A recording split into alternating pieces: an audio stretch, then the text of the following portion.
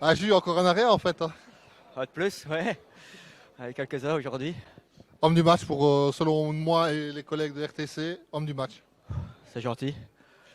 Euh, Très bon gardien en face. C'est un combat de gardien aujourd'hui. Mais deux grandes équipes sur le terrain aujourd'hui, même si, entre guillemets, ce sont des montants comme ils n'ont pas encore joué une saison complète l'année passée. Très grande équipe d'Ersal, pardon.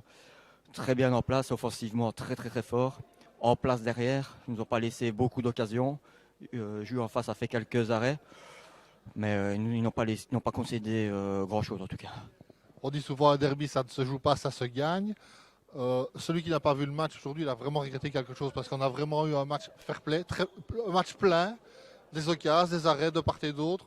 Sans vous, les gardiens, j'adore les gardiens, tu sais ma passion pour les gardiens, mais vous mettre souvent à l'honneur. Mais sans vous deux aujourd'hui, bah, on aurait eu un score de 12-2, 12-10 ou 10-12.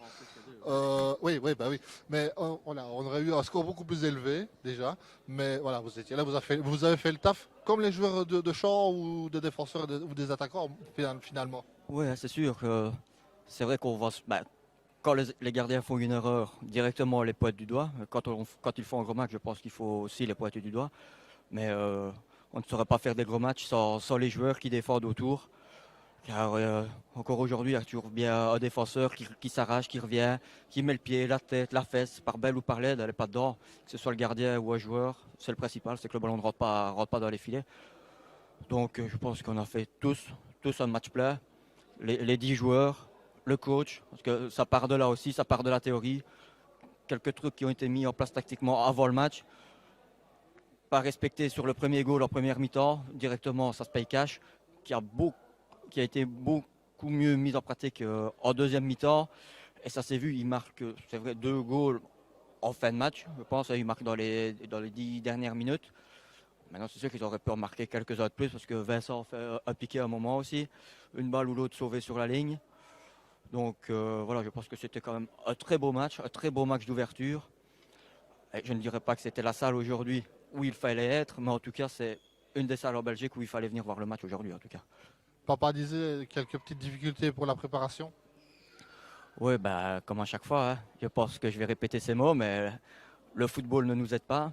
Pourtant, je pense qu'ils ont recommencé un mois, voire un mois et demi plus tôt que nous. Et ça n'empêche pas de faire 3, 4, 5 entraînements semaine. Donc voilà, je pense qu'on arrive quand même à faire des belles choses avec un entraînement semaine. On n'a eu que 2 matchs amicaux pour la préparation. Donc voilà, je pense que ce n'est pas spécialement une bonne chose d'exagérer sur les entraînements. Donc je sais que je me ferai insulter sans doute par les entraîneurs de foot, mais c'est pas grave, qu'ils m'écoutent et je leur redirai. Mais faire des 4-5 entraînements semaine plus les matchs, je pense que le plus bel exemple, c'est chez nous, Mattia Canoni. Voilà, 4 semaines au repos, déchirure.